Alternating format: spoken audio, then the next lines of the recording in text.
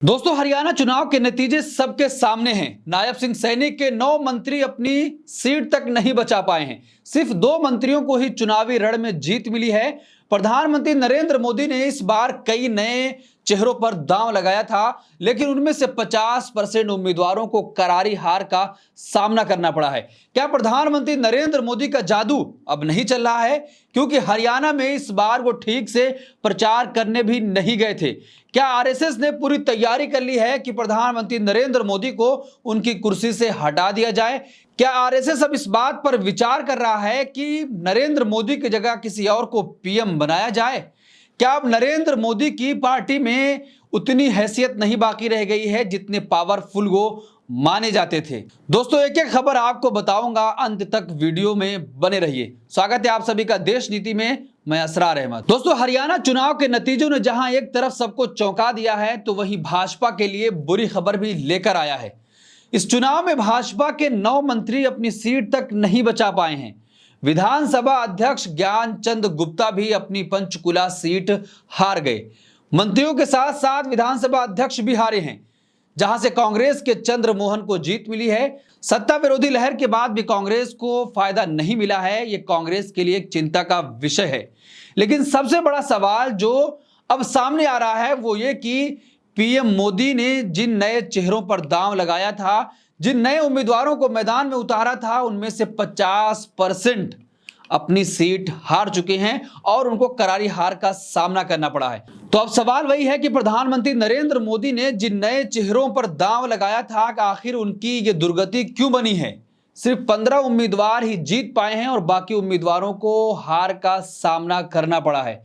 क्या जिस तरीके से अब एक तरफ यह खबर आ रही थी कि प्रधानमंत्री नरेंद्र मोदी को उनकी कुर्सी से हटा दिया जाएगा, महाराष्ट्र चुनाव से पहले ये सारी चीजें हो जाएंगी, क्योंकि महाराष्ट्र में जिस तरीके से खबरें आ रही हैं कि आरएसएस नहीं चाहता है कि वहां पर विधानसभा का चुनाव नरेंद्र मोदी के रहते हुए लड़ा जाए। तो क्या अब जिस तरीके से हरियाणा में पीएम मोदी की तरफ से जो नाम भेजे गए थे, जो उम्मीदवार मैदान में उतारे गए थे, उनको करारी हार मिली है, तो क्या अब प्रधानमंत्री नरेंद्र मोदी के लिए खतरा और भी बढ़ सकता है? देखिए, खबर आपके स्क्रीन पर है, जिसमें साफ तौर पर यह लिखा गया है कि जितने भी नए कैंडिडेट बीजेपी के उतारे गए थे एंटी इनकम्बेंसी फैक्टर को देखते हुए, लेकिन वो तमाम अपनी सीट हार चुके हैं। खबर आपके स्क्रीन पर है, आप देख रहे हैं कि 25 नए उम्मीदवारों को मैदान में उतारा गया था, क्योंकि भाजपा को ये इंटरनल रिपोर्ट मिली थी कि नेताओं से जनता नाराज है, एंटी इनकम्बेंसी है, जिसकी वजह से उम्मीदवार वहां पर बदले जाएं तभी कुछ सही हो सकता है। तो 25 नए उम्मीदवारों को इस विधानसभा चुनाव में मौका दिया गया था, लेकिन उनमें से जीते कितने हैं ये बड़ी बात है, और हार कितनी को हुई है ये भी एक बड़ी बात है। जिस तरीके से नाम सुझाए गए थे प्रधानमंत्री नरेंद्र मोदी की तरफ से, अब उन उम्मीदवारों को हार का सामना करना पड़ा है। तो कहीं ना कहीं अब यह सवालिया निशान खड़ा हो रहा है कि क्या प्रधानमंत्री नरेंद्र मोदी का मैजिक और जादू अब नहीं चल रहा है? क्योंकि जब हरियाणा चुनाव चल रहा था तो सिर्फ प्रधानमंत्री नरेंद्र मोदी की 4 से 5 रैलियां हुई थी। क्या आरएसएस ने उनको पूरी तरीके से हरियाणा में रोक दिया था कि आप चुनाव प्रचार करने नहीं आएंगे? क्योंकि जब मनोहर लाल खट्टर को सीएम पद से हटाया गया था, तो आरएसएस की एक रिपोर्ट ने यह खुलासा किया था कि अगर मनोहर लाल खट्टर मुख्यमंत्री रहेंगे तब हरियाणा में भाजपा को रिपीट करना बहुत मुश्किल है, उसकी सरकार जा रही है। उसके बाद ही नायब सिंह सैनी को मुख्यमंत्री बनाया गया था, लेकिन फिर आरएसएस ने कहा कि ये रिपोर्ट बहुत पहले दी गई थी, लेकिन इसमें देरी हो चुकी है, उसके बावजूद भी सरकार बनाना मुश्किल होगा। तो जिस तरीके से चुनाव के लिए प्रधानमंत्री नरेंद्र मोदी हरियाणा नहीं गए, 2 दिन पहले ही चुनाव प्रचार खत्म करके वो दिल्ली में बैठ गए थे, तो क्या उनके लिए पूरी तरीके से हरियाणा में जाने से रोक लगा दी गई थी? और जो 25 उम्मीदवार मैदान में उतारे गए थे, उनमें से सिर्फ 15 को ही जीत मिली है, बाकी 10 उम्मीदवारों की करारी हार हुई है। तो क्या यह प्रधानमंत्री नरेंद्र मोदी की हार मानी जाए कि जिस तरीके से जो उनके उम्मीदवार थे वो भी नहीं जीत पाए और उनको चुनाव प्रचार करने से भी रोका गया था, लेकिन अब भारतीय जनता पार्टी ने वहां पर सरकार बना ली है। लेकिन 9 मंत्री जो नायब सिंह सैनी के मंत्री थे, वो 9 मंत्री भी हार चुके हैं। प्रधानमंत्री नरेंद्र मोदी के कहने ही पर उनको टिकट दिया गया था, लेकिन करारी हार का सामना करना पड़ा है। देखिए, खबर है कि एंटी इनकम्बेंसी की वजह से भारतीय जनता पार्टी ने 25 नए उम्मीदवार मैदान में उतारे थे, लेकिन उन 25 में से सिर्फ 15 ही जीत पाए हैं और बाकियों को हार का सामना करना पड़ा है। जहां एक तरफ भारतीय जनता पार्टी हरियाणा में फिर से सरकार बनाने जा रही है, वहीं पर जो जनादेश आया है, कांग्रेस पार्टी साफ तौर पर चुनाव आयोग पर यह आरोप लगा रही है कि किसी भी तरीके से हम इसको स्वीकार ही नहीं कर सकते हैं। अब कांग्रेस पार्टी सुप्रीम कोर्ट जाने की पूरी तैयारी कर चुकी है।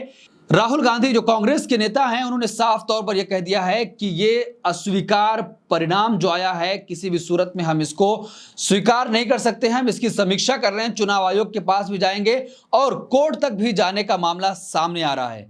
बीजेपी और कांग्रेस को बराबर की ही वोट प्रतिशत मिले, लेकिन सीटों के मामले में दोनों में 10 से ऊपर का अंतर रहा। कांग्रेस ने हरियाणा चुनाव की इस हार को इस तरीके से देखा है कि अब वो सुप्रीम कोर्ट जाने की तैयारी कर ली है। अगर वोट परसेंट की बात करेंगे तो 39% और कुछ भाजपा को मिला है, वहीं पर 39% कांग्रेस को भी वोट मिला है। लेकिन उसके बावजूद भी 10 सीटों का अंतर दोनों पार्टियों में रह गया है। तो कांग्रेस पार्टी अब इसको लेकर सुप्रीम कोर्ट जाने की तैयारी कर रही है। जिस तरीके से यह कहा जा रहा था कि चुनाव आयोग की वेबसाइट कुछ घंटों के लिए बंद हो गई थी, वहां पर अपडेट नहीं आ रहा था, तो ये तमाम चीजें थी। लेकिन वहीं पर जो बड़ी खबर है कि सुप्रीम कोर्ट जाने की तैयारी कांग्रेस पार्टी कर रही है। अब राहुल गांधी ने क्या कुछ कहा है इस मैंडेट पर, हम वो भी जानने की कोशिश करेंगे कि आखिर राहुल गांधी क्या कुछ बोल रहे हैं। देखिए, राहुल गांधी का ट्वीट आया है, जम्मू कश्मीर के लोगों का तहे दिल से शुक्रिया। प्रदेश में इंडिया की जीत संविधान की जीत है, लोकतांत्रिक स्वाभिमान की जीत है। हम हरियाणा के अप्रत्याशित नतीजे का विश्लेषण कर रहे हैं। अनेक विधानसभा क्षेत्रों से आ रही शिकायतों से चुनाव आयोग को अवगत कराएंगे। सभी हरियाणा वासियों को उनके समर्थन और हमारे बब्बर शेर कार्यकर्ताओं को उनके अथक परिश्रम के लिए दिल से धन्यवाद।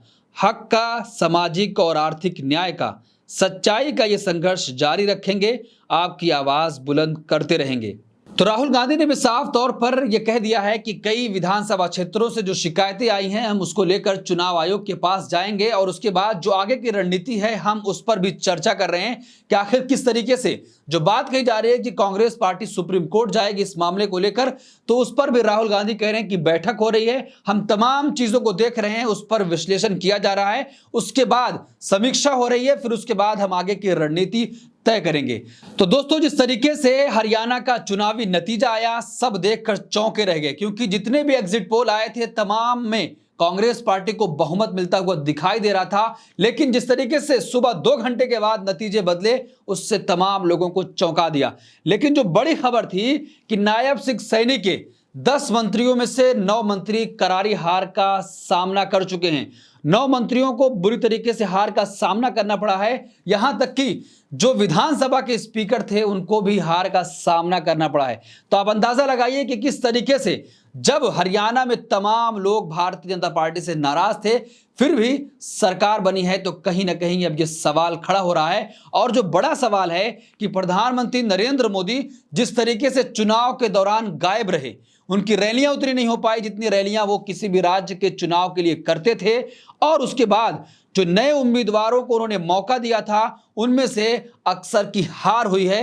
तो ये एक बड़ा सवाल है और प्रधानमंत्री नरेंद्र मोदी पर भी सवाल खड़ा हो रहा है कि आखिर जिस तरीके से मेन स्ट्रीम मीडिया यह कहना शुरू कर दिया है कि प्रधानमंत्री नरेंद्र मोदी का मैजिक चल रहा है और सारा क्रेडिट उन्हीं को दिया जा रहा है, लेकिन आप जब देखेंगे तो सिर्फ 4 से 5 रैलियां उनकी हुई हैं। उसके बाद जो जिस तरीके से वो सक्रिय होते हैं चुनाव में, वो कहीं भी हरियाणा में ऐसा नहीं दिखाई दिया। तो इस पूरे मामले पर आप क्या सोचते हैं, आपकी क्या राय है कि जिस तरीके से नए उम्मीदवारों को मैदान में उतारा गया, उसके बावजूद भी 50% उम्मीदवारों को हार का सामना करना पड़ा है और भी कई और उम्मीदवार हैं जो तकरीबन करीब वोटों से जीते हैं, ज्यादा मार्जिन में उनकी जीत नहीं है। तो आप क्या सोचते हैं, आपकी क्या राय है? कमेंट बॉक्स अपनी राय जरूर दें।